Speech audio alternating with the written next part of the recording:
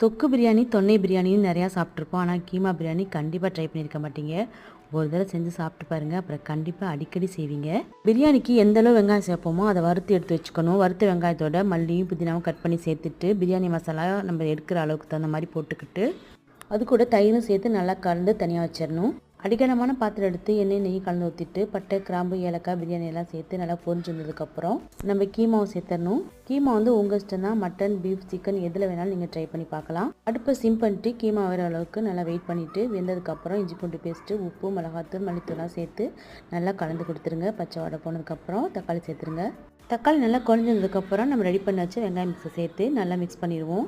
இப்போ நான் பாஸ்மதி எடுத்துருக்கனால 1க்கு 1.5 அளவு தண்ணி ஊற்றிக்கிறேன். தண்ணி கொதி வந்ததுக்கப்புறம் லெமன் சேர்த்துட்டு அரிசி சேர்த்து தம் போட்டு எடுத்தால் சூப்பரான கீமா பிரியாணி ரெடி ஆயிரும். தெளிவாக தெரிஞ்சுக்க டைட்டிலுக்கு மேலே லிங்க் தரேன், டச் பண்ணி பாருங்கள்.